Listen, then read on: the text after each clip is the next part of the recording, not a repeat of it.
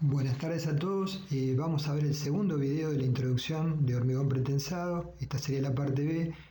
En realidad lo subdividimos en 3 videos, la presentación del tema. O sea, va a haber una parte C luego. Vamos a definir grados de pretensado. En los comienzos del desarrollo del pretensado, naturalmente se había descubierto un material sobre la base de hormigón, armaduras que se tesaban, aparentemente un material que era diferente del hormigón pretensado. ¿Y en qué aspecto era diferente? En que si supuestamente se le ejercía una fuerza de pretensado lo suficientemente elevada, bajo el nivel de cargas de servicio no iba a tener tensiones de tracción y por ende por cargas al menos no iba a tener fisuras. Sí podía presentar fisuras por deformaciones impedidas, como hemos visto, por contracción de fragua o asentamiento de apoyos, variaciones de temperatura, pero no por cargas. Entonces, se buscó conceptualmente evitar totalmente las tensiones de tracción derivadas de cargas para el nivel de servicio y de esa forma asegurar la no existencia de fisuras derivadas de la flexión o la tracción en estos elementos. Y así surgió el concepto de pretensado total, originado en Freycinet, defendido y mantenido como idea hasta hace unos 35 años aproximadamente. Posteriormente, en Alemania, Suiza y después en Estados Unidos, comenzaron a considerarse la posibilidad de, ¿por qué no?, admitir tracciones limitadas hasta un cierto nivel bajo el nivel de cargas de servicio según el tipo de hormigón. Se suponía que con este tope para el nivel de cargas de servicio la tracción que se admitía no generaría fisuras en la pieza y por lo tanto no había problemas desde este punto de vista. Según esto, el antiguo reglamento argentino CIRSOC 201 del año 82, basado en la escuela alemana DIN 1045 de la década del 70, que es el que plantea Leonhardt en sus libros, sobre ese desarrollo, sus libros se desarrollan sobre la base de las normas DIN 1045, distinguía varios tipos de pretensado. En el CIRSOC de base 201.82, pretensado total y limitado, o pretensado limitado, y en un reglamento aparte, el pretensado parcial, en el cual se ejercía una fuerza de pretensado, pero no se limitaban las tracciones sobre el hormigón, es decir, que se admitía que para el nivel de carga de servicio pudiese estar la pieza fisurada. No tuvo gran difusión el CIRSOC 204, vale la pena aclararlo. Para el caso del pretensado total, entonces, conceptualmente no se admitía ningún valor de tracción en el hormigón derivado de la flexión para el nivel de carga de servicio. Cabe aclarar que sí existían tensiones de tracción derivadas de las tensiones principales por corte, a menos que se ejecutara un pretensado especial para eliminar esas tensiones principales de tracción.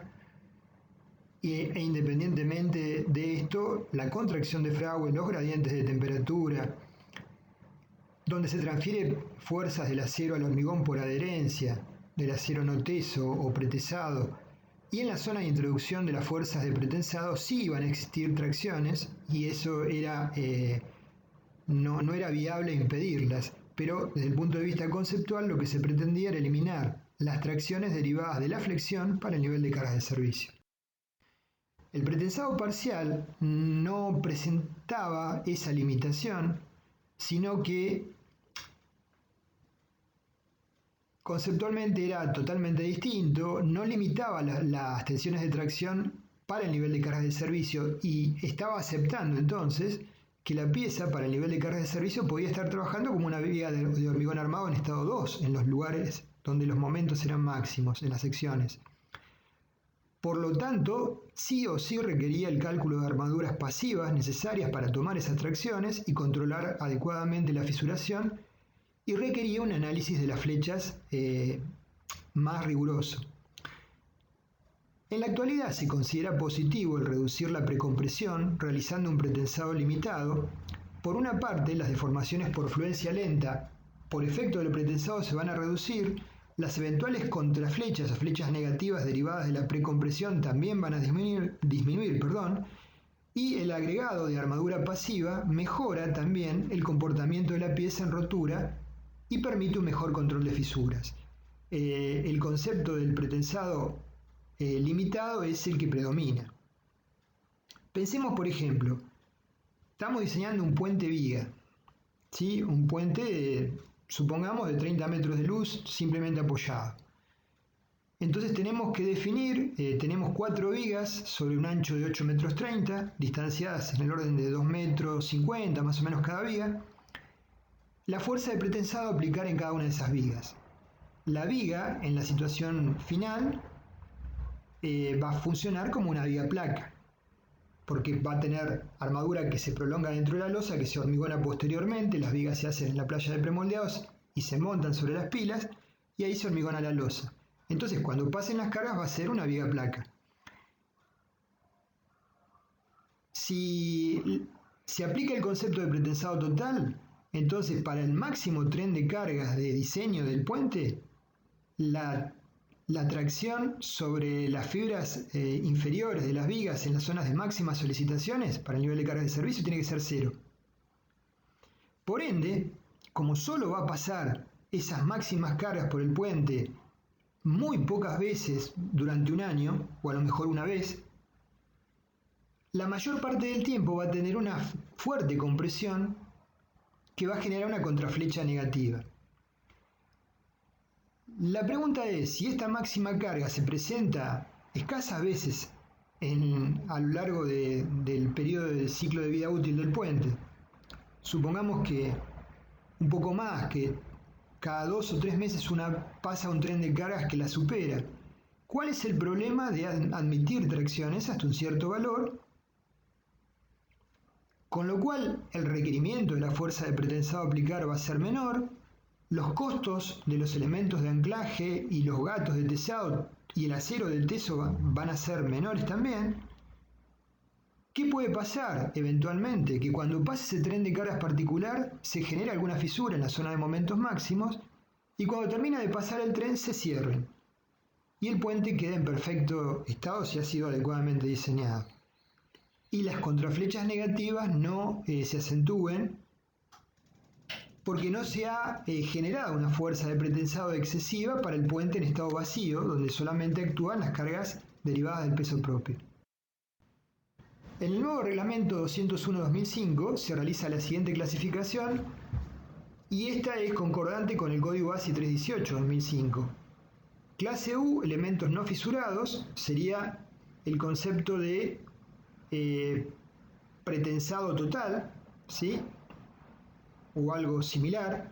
FT menor que 0,7 la tensión de tracción máxima para carga de servicio, menor que 0,7 raíz de F'C. Clases T de transición entre la tensión FT de tracción en la fibra más traccionada de la viga para el nivel de carga de servicio derivada de los momentos, o momentos y fuerzas de tracción, mayor que raíz de F'C y menor que 0,7 de raíz de F'C. Sería el equivalente a pretensado limitado en el reglamento antiguo. Y clase C, elementos fisurados, donde no se limitan el valor de FT y por lo tanto se acepta que eventualmente en las zonas de máximo momento la viga va a estar fisurada. Con respecto a los sistemas de losas pretensadas en 2 direcciones o losas son post-tensadas, se deben diseñar como elementos clase U, donde el valor de FT no puede superar 0,5 de raíz de F'C, lo aclara el mismo reglamento. Con respecto a la necesidad de utilizar aceros de pretensado de alta resistencia, los primeros intentos que se realizaron para hacer estructuras pretensadas y fallaron tenían el inconveniente de que en esos años no se conocía el fenómeno de fluencia lenta con precisión, ni tampoco había aceros de elevada resistencia. Entonces, si bien funcionaba en un principio bien la fuerza de pretensión que le daba las barras tesadas sobre la estructura de hormigón, a lo largo del tiempo se perdía el esfuerzo totalmente. Entonces, con el tiempo el acortamiento del hormigón comprimido tenía tal magnitud que anulaba íntegramente el esfuerzo inicial de pretensado. El primero en estudiar el problema y tener un grado de entendimiento del mismo que permitió resolver los diseños que desarrolló con éxito fue Freycinet en la década del 30, quien entendió la necesidad de utilizar aceros de alta resistencia para ejecutar este tipo de estructuras. A modo de ejemplo, haciendo un cálculo muy burdo, pero para que ustedes tengan una idea de dónde estamos parados, si la tensión de trabajo en el hormigón por efecto del pretensado a nivel del baricentro de la viga, de la fibra inferior de la viga, no del baricentro, es, supongamos, de la fibra más traccionada de la viga, es 90 kilos por centímetro cuadrado de compresión. Si el módulo de elasticidad del hormigón de una calidad, por ejemplo H30, es 300.000 kilos por centímetro cuadrado, la deformación elástica que podemos esperar, o sea, la deformación instantánea elástica, es el cociente de la tensión sobre el módulo. Es epsilon c será 30 por 10 a la menos 5.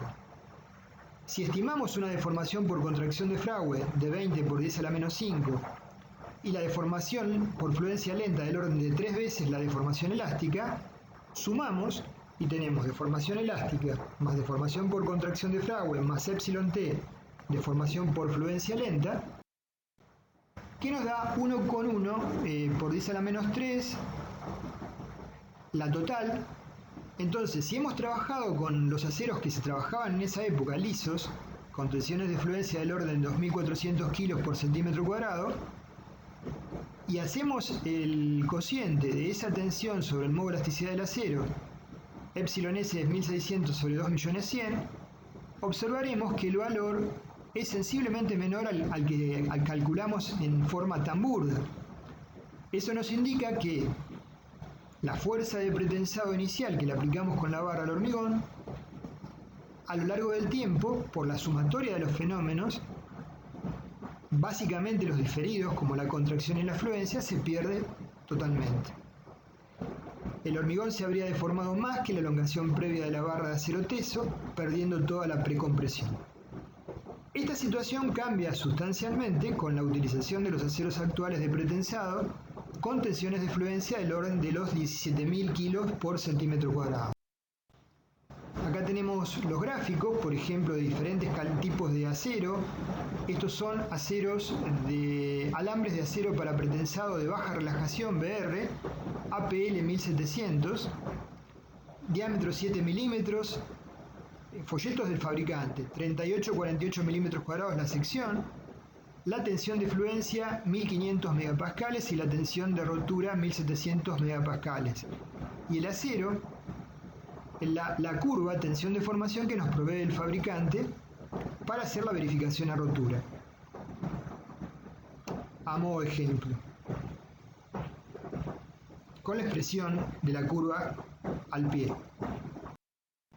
Tenemos por otro tipo de acero, cordones de acero para pretensado C1950 de 2 o 3 alambres de igual diámetro, arrollados helicoidalmente y con paso uniforme.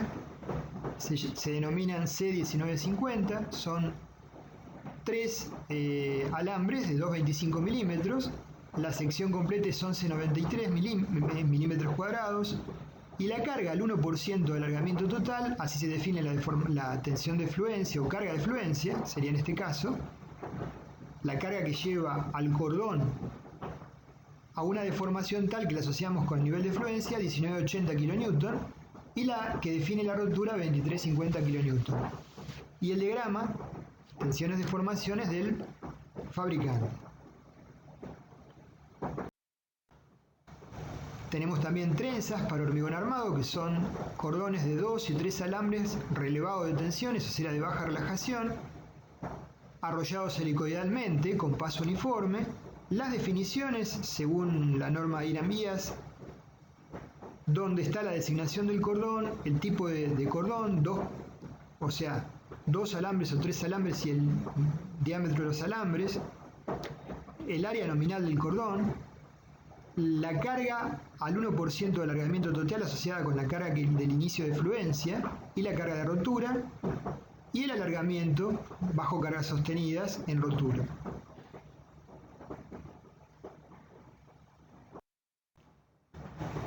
Y tenemos, para las piezas postensadas, lo más usual es utilizar cordones de 7 alambres de baja relajación, C1900. El cordón tiene esta configuración que ustedes pueden ver acá, uno central y seis que se arrollan en forma helicoidal alrededor del interno. De baja relajación,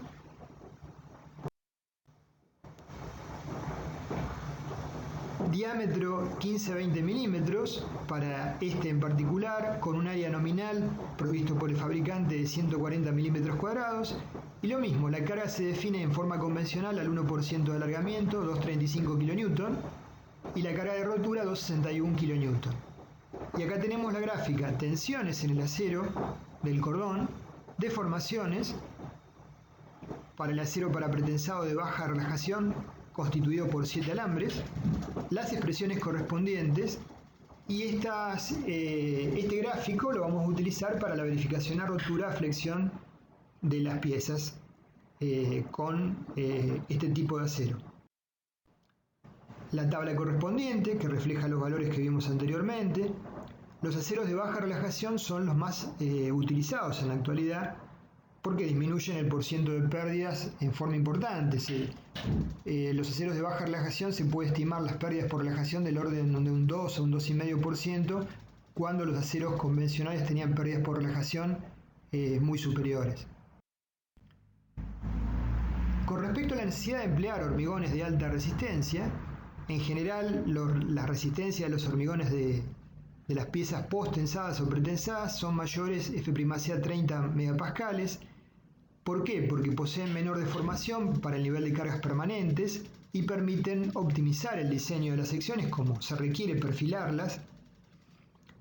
Se necesita para esto naturalmente cierta tecnología para elaborar los hormigones, agregar aditivos en las dosificaciones, emplear en la inyección de vainas superfluidificantes para que sean adecuadamente llenas las vainas entre los cordones y el exterior de las mismas. Ya lo veremos cuando hablemos de post-tensado en el tercer video.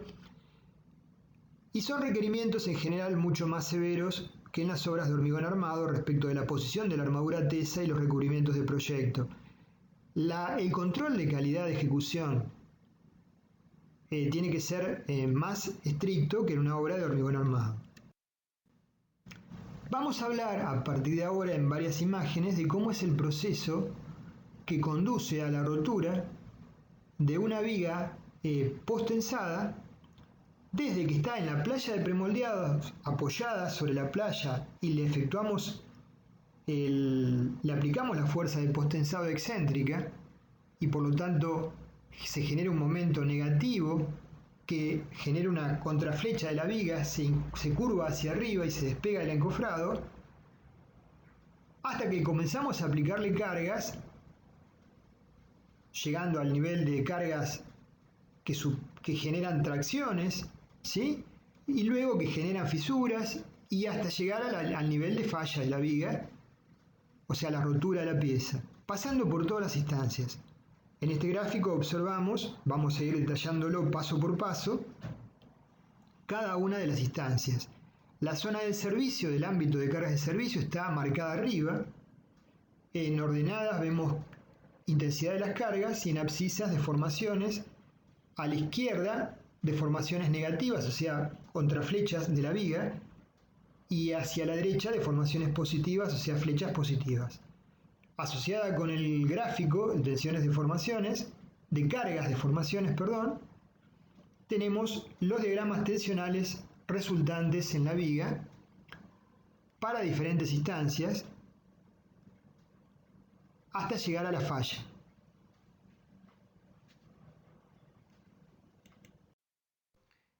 Bueno, comenzamos entonces con el ensayo. Nos ubicamos en el punto origen, en el eje de ordenadas donde empiezan para el nivel de carga 0 y deformaciones 0.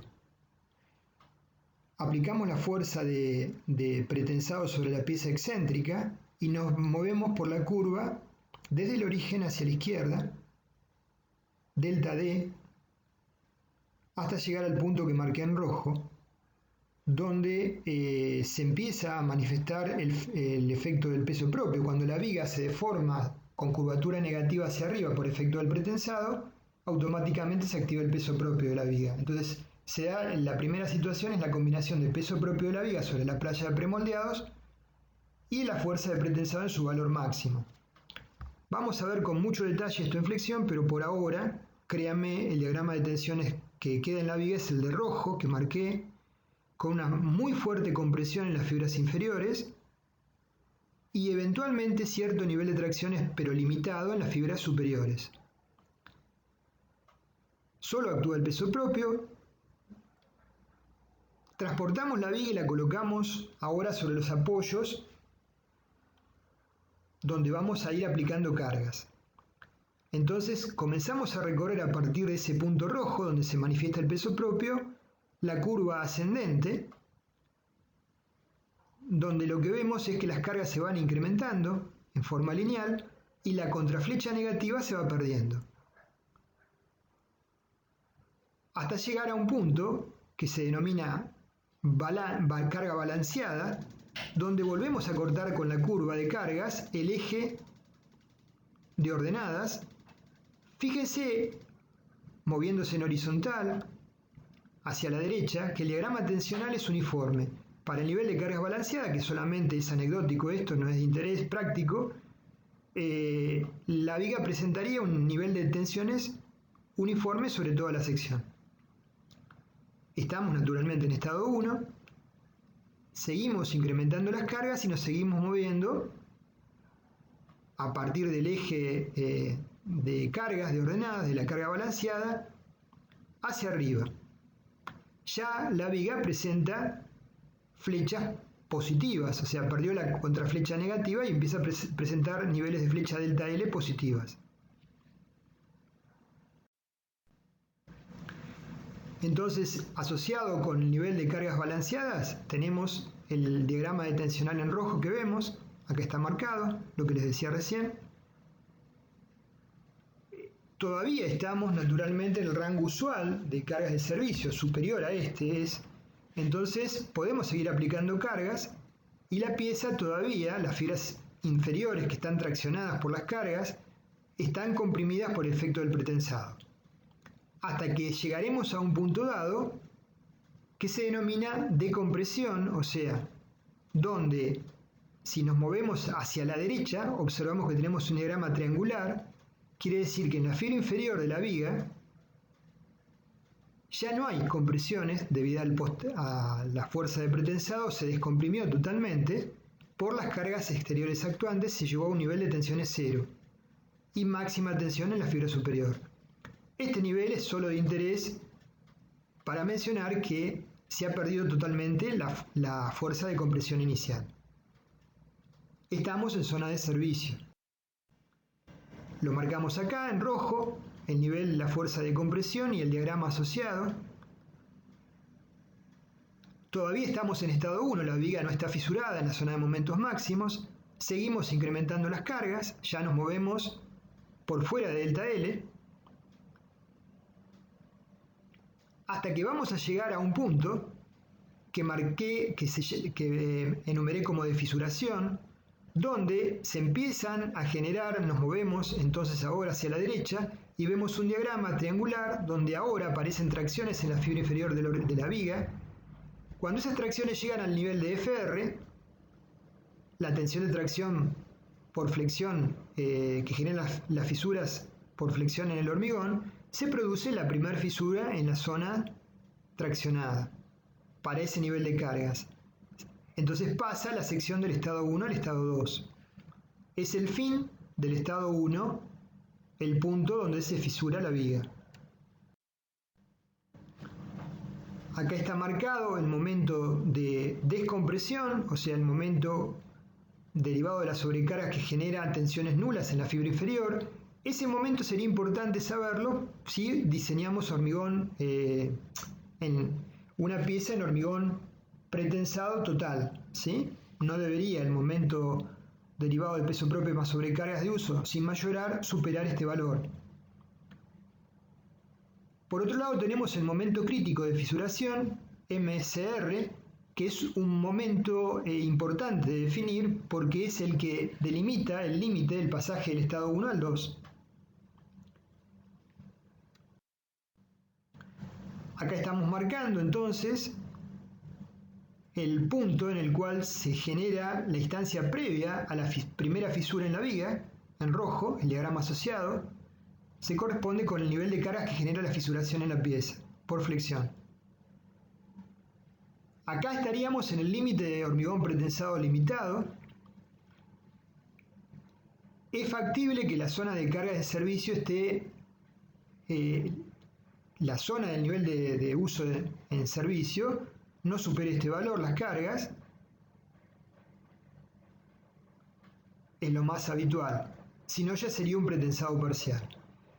Como estamos haciendo el ensayo y queremos ver qué pasa hasta que rompe la viga, seguimos incrementando las cargas y ahora nos movemos del punto rojo hacia arriba. Naturalmente desapareció la componente de tracciones en el hormigón y por debajo del eje neutro tenemos que toda la tracción es tomada con la armadura tesa y la no tesa. Y por encima del eje neutro suponemos que las tensiones en el hormigón son lineales porque estamos con tensiones de compresión en el hormigón por debajo de 0,40 de F'C aproximadamente. Hemos llegado a este punto donde estamos ya en estado 2. A partir de este punto se pierde ese comportamiento aproximadamente lineal, ya el último tramo no lo era porque estaba fisurada la pieza, pero claramente las tensiones sobre el hormigón dejan de tener un comportamiento lineal, no se pueden reemplazar por un diagrama lineal, y la armadura traccionada entra en fluencia.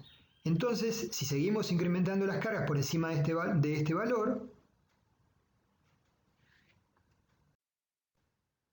vamos a recorrer este camino marcado en rojo hasta que si la pieza está correctamente armada, con una gran deformación asociada de flexión en horizontal, tendremos un diagrama de tensiones en el hormigón, una forma compleja como vimos en flexión simple en hormigón armado, que puede ser reemplazada por un diagrama equivalente rectangular y por debajo la armadura del acero que toma tracciones, del acero no teso en fluencia y el acero teso también en fluencia. Y así se produce la falla de la viga con una forma totalmente semejante a la de una viga de hormigón armado, con grandes deformaciones, grandes cuadros de fisuras, en forma totalmente dúctil.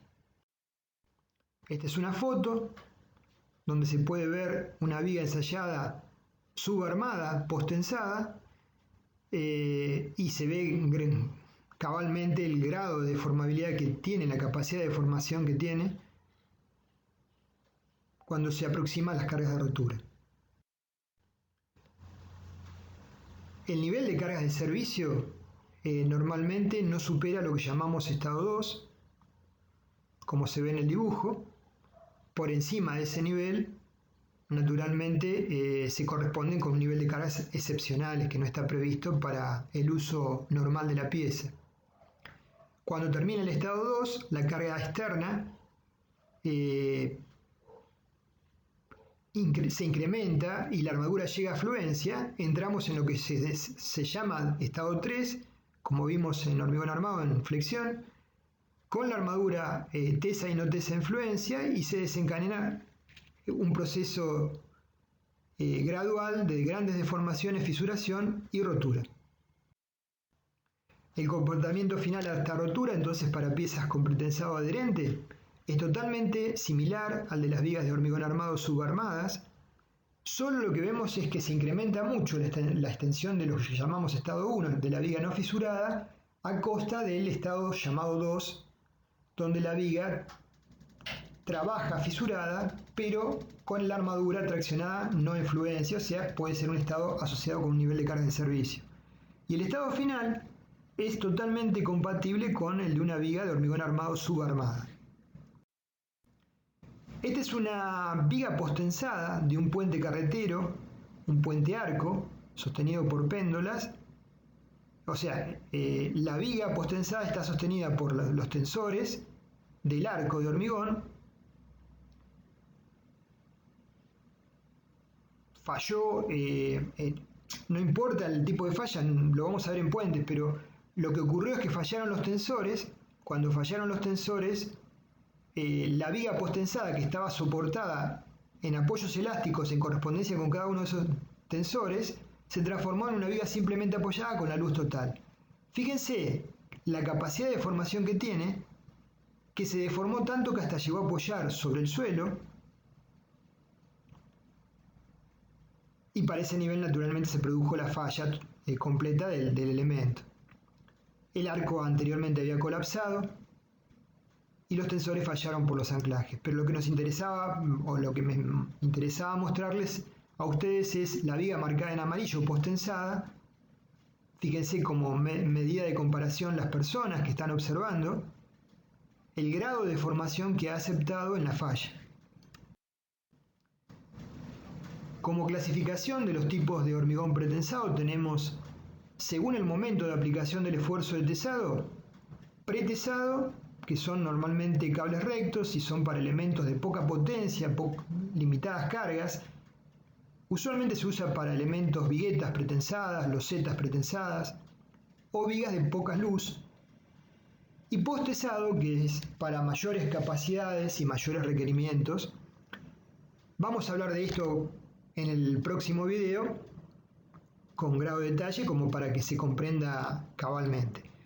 Según la forma de transferencia del esfuerzo puede ser pretensado con adherencia o sin adherencia, también vamos a explicarlo en el próximo video.